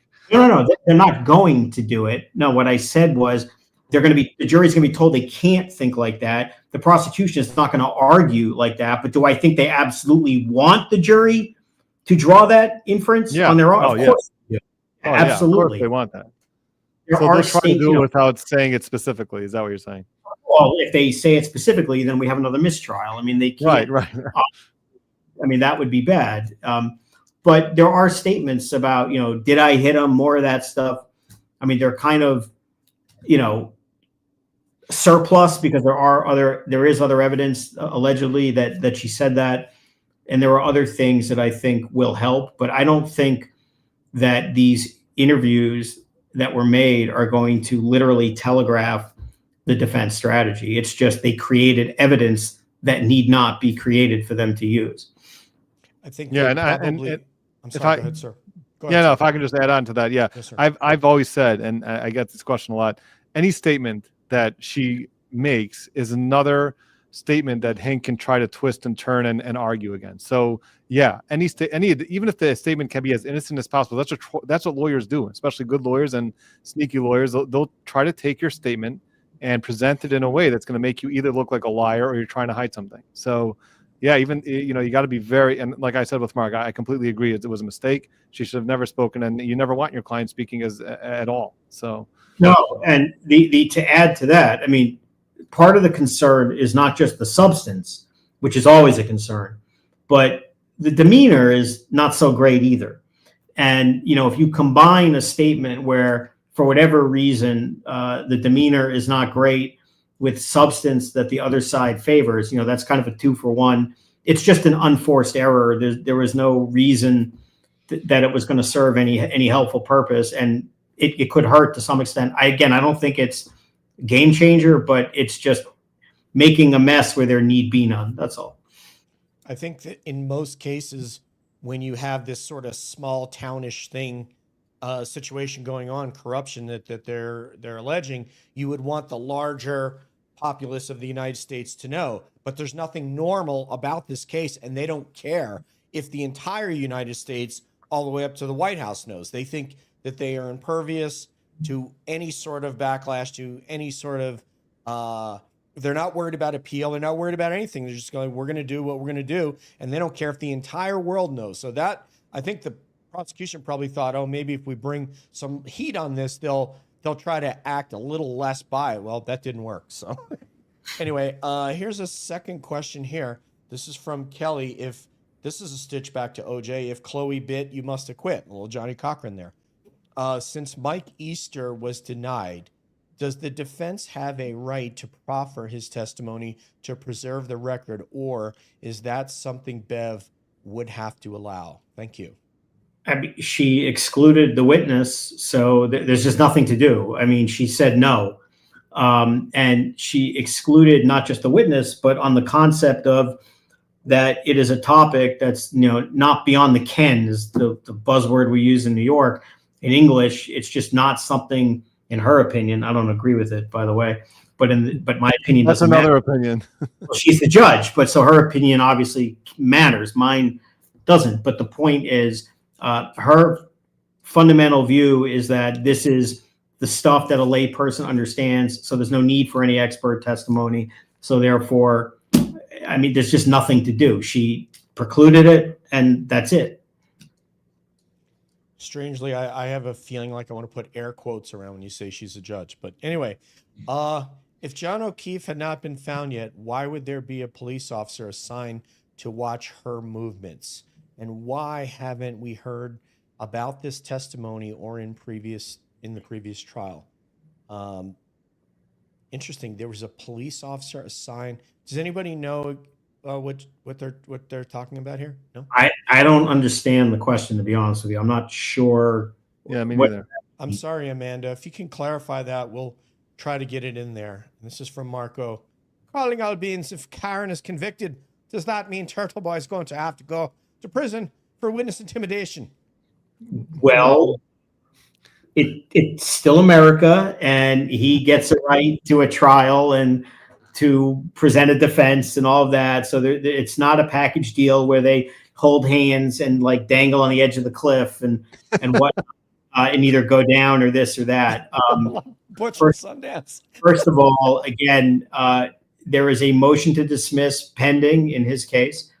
Certainly, that the witness intimidation case involving the same witnesses, but there are defenses that I don't want to get into right now that in the event that case goes forward will be very meritorious, even if it's not a First Amendment dismissal type, that have nothing to do with whether a jury concludes that Karen Reed murdered John O'Keefe or not. I mean, it's just a different issue.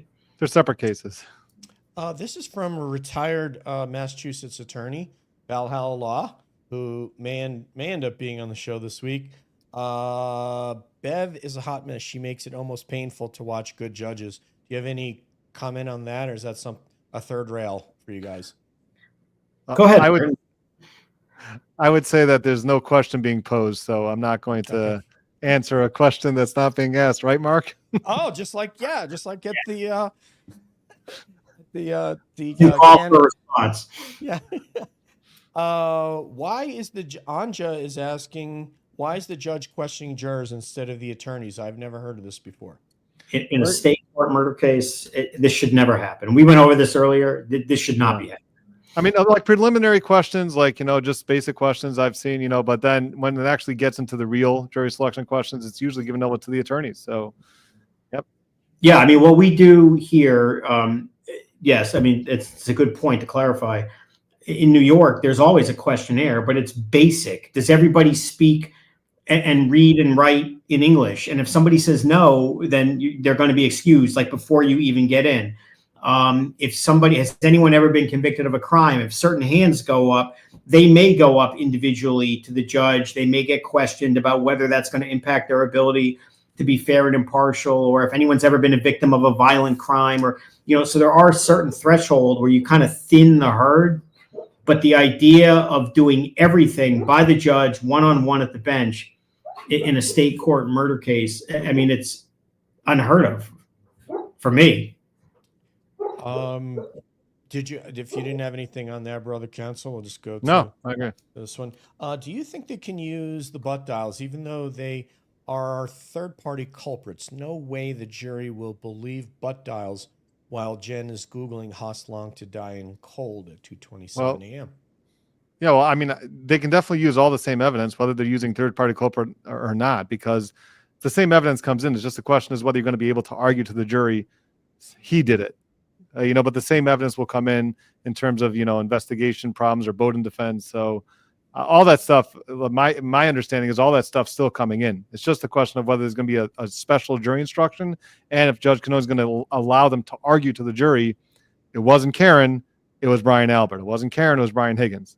So that's my understanding. Yeah, and I agree. And to me, the third-party culprit, I mean, it's a term of art. It's a specific defense with, as Martin says, specific jury instruction, allows certain argument if you really want to literally point the finger at someone. But it's really all semantics. Okay, the defense is reasonable doubt, but her ultimate defense in a factual sense is that the car I was driving did not back into John O'Keefe and did not cause his injuries and kill him. And by definition, if she didn't do that, then John O'Keefe died another way. And if he didn't die a natural death, which he obviously didn't, then somebody else is responsible for that. But this is all wrapped up in reasonable doubt. But they certainly can use all the same evidence and talk about all of these oddities. I mean, the butt dials is a huge thing. I mean, Brian Albert and Brian Higgins had probably the first documented incident in cell phone history of an actual conversation by butt dial. I mean, they literally, it's not one way. They had conversation by butt dial. And Jen McCabe claims to have butt dialed upwards of 10 times in 10 minutes, which makes no sense. So you point all that out. You point out all the text messages, all the Google search. You can talk about how odd that behavior is, how that's consistent with something. And when they marshal it up with all the other evidence, they're just going to be able to say, I don't know who did this, and we don't have to know. And all of this evidence supports that it's someone else. But the one thing you do know, ladies and gentlemen, is that she didn't. And just go that way. So you don't have to say, it was Brian Higgins in the conservatory with the candlestick. You don't need to do that. You just, to me, the third party culprit ruling, I think it's wrong, by the way. I think once again, it's another example of you should err on the side of the defense when there's some degree of evidence, however small, but it doesn't matter. In the grand scheme of this, it doesn't matter. I think there's no Colin Albert testifying, probably. Yeah, and I've always maintained from the beginning that I think it's a better defense. I think it's a better, more palatable argument to the jury saying, look, we don't know who did this. Exactly. The one thing we could tell you is that Karen Reed didn't do it. So, and in fact, I think this should be stressed to the jury, which I spoke a few times, is that the jury doesn't have to solve the case. It's not your job. Your job is just to decide whether the Commonwealth proved their case beyond a reasonable doubt. You're not the detectives here. And I think that a lot of times juries will feel like we have to, who did this? And did they do it in the conservator with like what you said?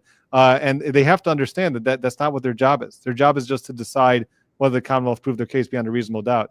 Also, Mark, let's not forget that there was a video of Brian Higgins holding a phone near his face, although according to Judge Cannone, that does not prove, clearly that he was talking on the phone. He may have just been putting it there to keep his cheek warm. It's ridiculous. Let me add one follow-up point. Sorry.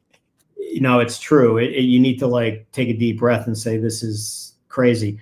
But an important point that we were both talking about, by not, asserting that it was Higgins or Brian Albert, but by leaving all these options after you've established that the ARCA witnesses establish that there could not have been a car accident, which means that the taillight pieces by that theory are not there naturally, which means they had to be there unnaturally, which leads to Michael Proctor, who's terminated for bias, and it goes on and on.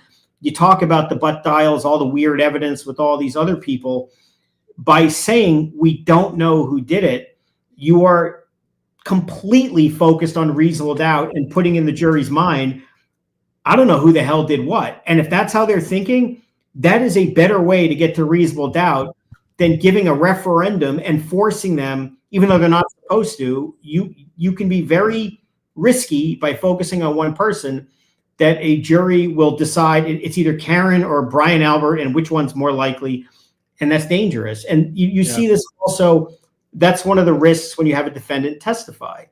You take a non-burden and run the risk of a jury now saying, well, the issue in this trial is whether I believe the defendant, whether it actually has anything or not anything to do with proof beyond a reasonable doubt. So I don't think the third party culprit means a damn thing here. Yeah, I agree with you. DJ, can I just Please, butt in ma'am. real quick? Please, So I ma'am. just want to say I actually have to take off. I just Okay. want to thank Mark and Martin. Thank you so much. I think you both are doing a great job speaking up on behalf of Karen Reed and really telling us lay people, the outrage that we have, especially me being here in Massachusetts, just listening and confirming everything that you guys are telling us. So I just want to say on behalf of DJ and myself, I just want to say thank you so much. And I'm going to take off, and I hope you have a good rest of your day. Thank you. Thank you very much. I could not tell you we're from Massachusetts by listening to you talk, by the way. I had no idea. Yes, you and I spoke on March 5th, which is coming up. Yesterday was a month outside of the courthouse right after the motion to dismiss. Can I ask you one quick question? It was 30 days yesterday and we don't have an answer. I know you can't talk specific, but is it normal for it to take this long to get a ruling on that motion? Yeah. I mean, it's a complicated motion. There are First Amendment issues, 17 counts, which each have to be analyzed individually. I don't read into it one way or the other. It's motions that are complicated take time. Okay. All right. Well, thank you so much, gentlemen. I hope you have a good rest of your day. Thank you. Bea. Thank you for being here. I appreciate you taking the time No away problem. from your event. We'll see you. Thank We'll you. talk to you later. Sounds Bye. good. Bye-bye. Thank you so much, gentlemen. Let me get me down here and you two up there. I think that's better. There we go. All right, there we go. So a couple more questions. DJ, now it's like you're the judge and we're at the council table. Yeah. Right. I mean, I alone decide. Just make sure you guys. Yeah, I'll be like Judge Biff, your Majesty. Okay. Oh my goodness. So let me see this one right here. Just wanted because the chat has been going so consistently. This one is. Let me see. We already did that one, so now we're on this one. This one is regarding the camera in the Sally Port and them saying that the one that was quote mirrored had not been changed. I have a feeling like this is not really in your wheelhouse unless you guys have already digested this information. I think we talked about. Yeah. No, go ahead. You go first. Go ahead. Yeah, no, I think we kind of spoke about this. The fact that the audit contradicts what Hank Brennan was represented in court. And I think that may create some issues, either pre-trial or maybe even, like I was thinking, maybe even fodder for cross-examination if they're able to use this as some sort of impeachment for any witnesses that are going to testify about that. But yeah, I mean, we'll see how they actually use it, but it's a problem. So the way that I would use it is go in there and, look, jury selection may not be the time, obviously, but before the trial starts, and sooner is always better than later. So maybe it is tomorrow, who knows? I would go in there and make a full record and be pissed off and explain that this is a serious issue and this is the latest example in a pattern, and this completely prejudiced us. If this information had been handy during the motion to dismiss, this could have potentially been significant, relevant. We move to reopen that. She'll deny it out of hand. You preserve it. But then you also say, well, what are we going to do going forward? And I think exactly what Martin said, you would say, we fully intend and should be allowed to use this. And you can even seek it as a form of sanction to be allowed to use something that you may not otherwise be allowed to use, because there's a good faith basis to believe it's not true. But the most disturbing part of all of this is, again, you want a judge to have the intellectual curiosity on their own when this issue is raised, to look to the party who's kind of potentially in the wrong here and look at Brennan and say, can you explain this? Because, I issued a decision and you told me this, you represented this, and the guy who ran the audit is saying the exact opposite. And which is it? And then I can figure out how I want to handle this. I hope they do that. I would have liked to have seen them do that, for example, with the inverted video at the first trial. Make like raise hell, move for a mistrial, do all kinds of things. But they have to stand up for themselves and not allow these constant misrepresentations to occur. And it may not be that Brennan on this one is wrong. I don't know. The auditor could be wrong. And if that's the case, that doesn't put much confidence in the audit. So either way, it's not a look for them. But they should maybe add the auditor to your witness list now. Right. Let her say no. I mean, you have to protect yourself and build the record and make her do these things or not do them. I think, my thought about asking you guys earlier, what is fundamental or what is a core value that you have that he doesn't have, and that I think is what's required in order to try to do what they're doing, which is to sort of form this big posse around to sort of implicate Karen Read. It takes dishonesty. I think that is probably one of the reasons, and just in my opinion, of course, I'm not going to be, potentially going pro hoc vice into court against Tank Brennan. So I could say I think he's dishonest, but I think that's what's required. Me neither, apparently. Yeah, apparently apparently not you either, but I think you guys just have too much honesty as officers of the court to do what he's done, in my personal opinion. But this predates him. I mean, there have been red flags. Yeah. So, if you go back several months before the first trial. By the way, DJ, I'll be right back. I just have to run. Yes, sir. Go ahead. Yes, sir. You could make the argument, if they believe in good faith that somebody committed a crime, then they have every right to prosecute, and they should. I mean, if they think somebody killed someone without a justifiable reason to do it, legally justified, then by all means that person should be held accountable under the law and all that. But where you really saw the red flags here are when the story started changing after there was some criticism of the people inside the house. The witnesses' stories all started getting over the top in terms of, what she allegedly said and did. And that's a red flag. The story starts getting worse to protect themselves. But the real red flag that did bother me is when they finally got all that TUI material and they looked at it. I think any ethical prosecutor would have done one thing, and this is back in, I don't know, February or March of last year. Mm-hmm. When you saw the ARCA stuff, any prosecutor acting in good faith at that very moment should have just taken a deep breath and said, time out. We need to reevaluate and make sure that we're not off the path here, because certainly no ethical prosecutor wants to convict an innocent person. So you would have liked to have seen them analyze the ARCA report, make efforts to speak to them, go back to Proctor and say, how do you, look what we found. Are you sure about this? You sure about that? And they did the exact opposite. What they did was come back in court a couple of weeks later and send up, I think it was Laura McLaughlin with a straight face to say that we've read all of this material, and it's for the most part 97%, inculpatory.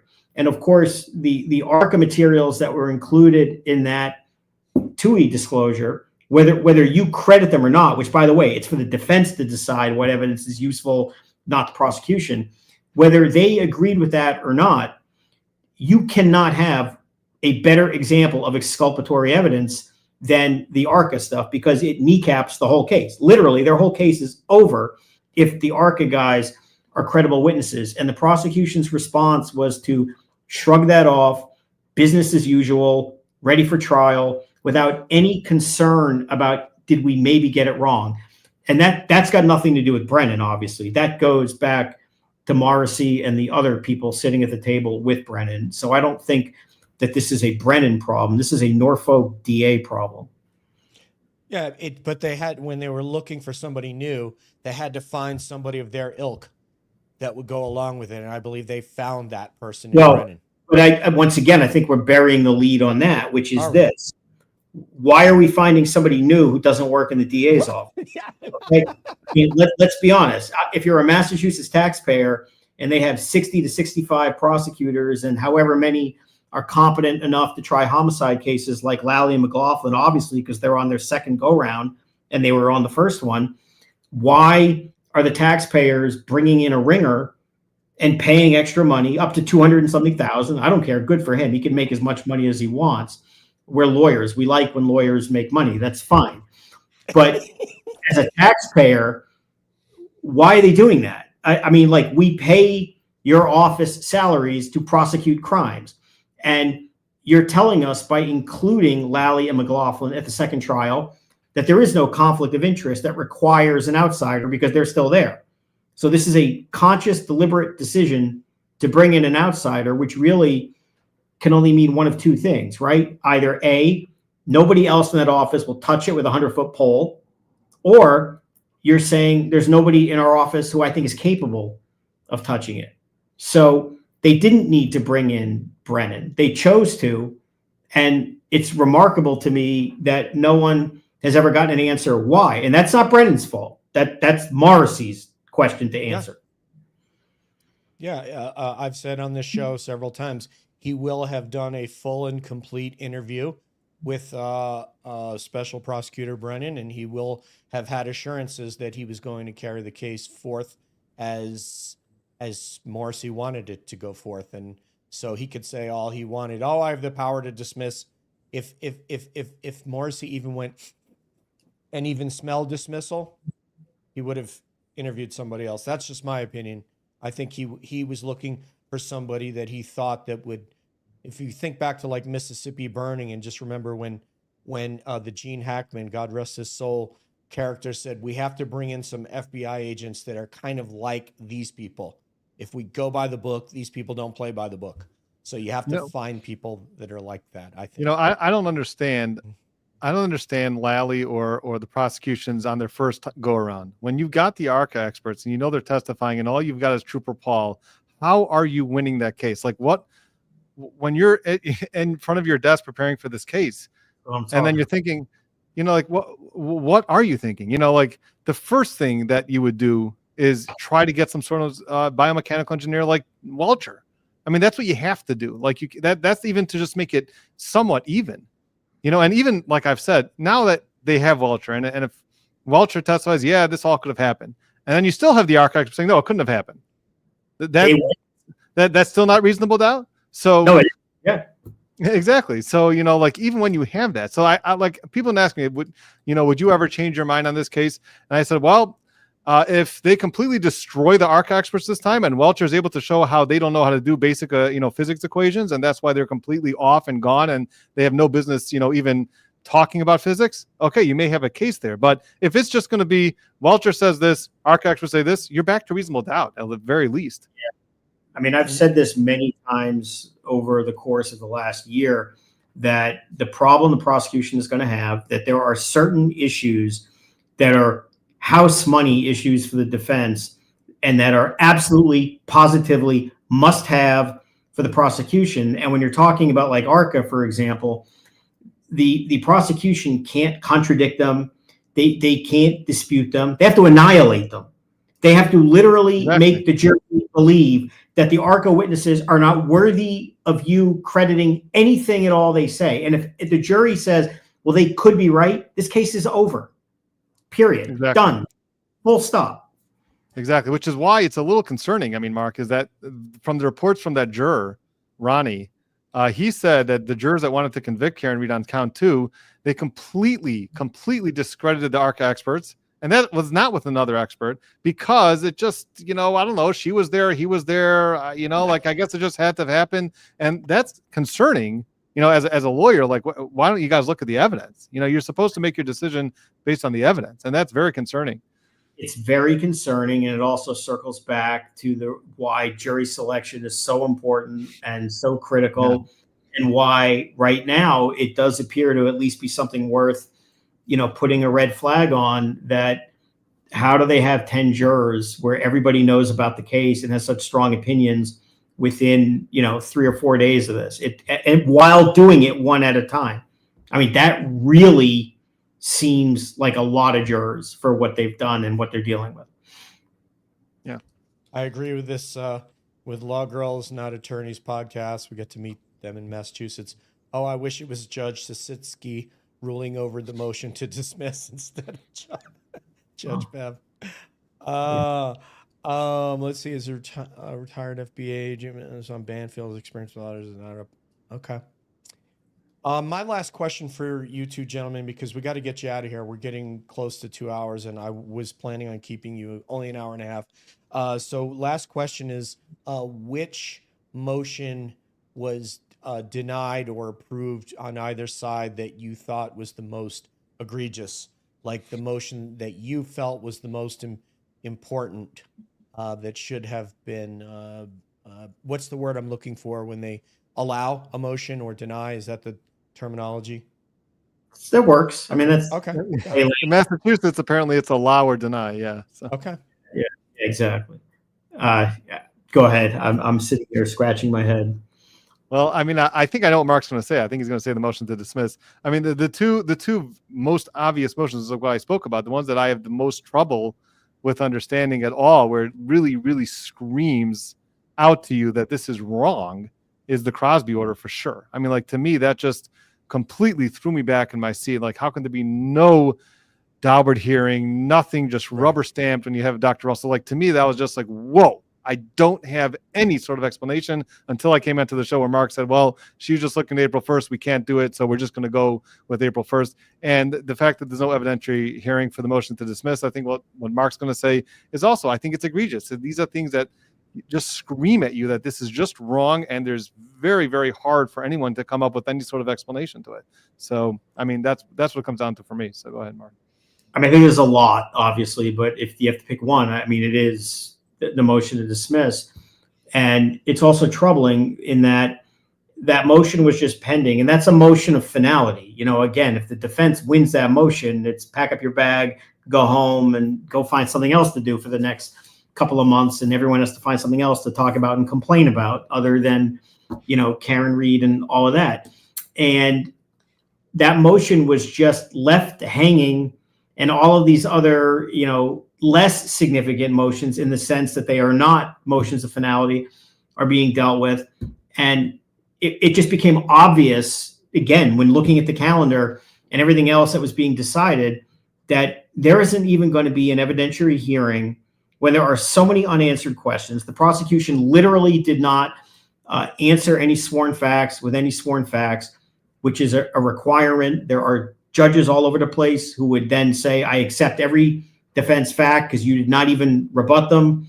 And it just became the kind of thing where you knew it was going to be denied just by looking at the calendar. It was just a matter of there's no time. And so I think that is awful. And then, of course, I mean, if we're talking about like motions that I think were wrong, well, the one that is causing me to sit here and talk to you today. Pro hoc vice. I mean, right. look, I mean, you're not the judge. You don't make the decisions. You have to go with whatever it is. But it was wrong. I mean, legally, it was wrong. I mean, that was, those I's were dotted, those T's were crossed. There was no opportunity to be heard. There was a non-objection objection. And that, there was kind of a gratuitous comment that was added to the opinion, which I thought also in many ways undermined it, which was like, well, so what? She has 4 lawyers anyway, and 3 of them are already from out of state. It's not surprising, by the way, that somebody on trial for murder who believes they've been victimized by corruption, police misconduct, unfair treatment in the court, in a very really localized jurisdiction that Norfolk County feels, would want lawyers from LA and New York who were former prosecutors. I mean, I don't think that's like earth-shattering surprising. So I think obviously that one was a mistake too. Yeah, that I was so disappointed. I was so excited that we heard that you were going, and of course we're partisans, we're biased, we're here for free Karen Reed, and with the case with Bea, she doesn't. You guys are looking at this as lawyers, as what justice is, what is within what all the tenets that you learned within law school that you see are being violated here. That your concern is less like specific to Karen Reed and more about the egregious attacks on the law and justice and procedure and investigation and everything that surrounds this case. I think that's your concern. Wouldn't have to be Karen Reed. It could be me. It could be anybody. But I will say that I also personally would have liked for Mark to be on the case, because as soon as Mark was on that case, as soon as that motion was filed and he kind of dropped off of social media, people started like turning to me and saying, "You're going to have to be the next Mark Bederow." And as much as I can never fill his shoes, but sometimes the opportunity just knocks and you got to rise to the occasion. So I was like, I better get my ducks in a row and be able to do what Mark does. So, but now that you're back, you're kind of stealing away all my thunder now, and now I can't grift as much.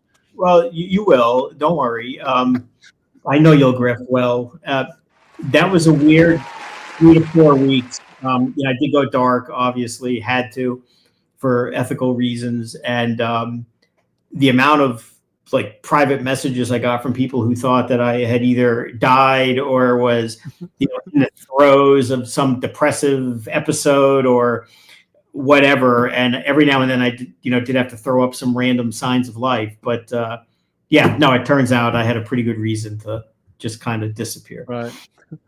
Okay. Well, the good part of it is we'll be able to do more shows like this. So yeah. I mean, it's not all bad. I mean, it's not the way I chose it, but there are worse things in life, right? You have your family, your career, everything else. The world will go on if you're not handling one particular criminal case. You got the Celtics, the Red Sox, Sox get better again. Yeah, no, the Bruins, no, we don't. They're bad.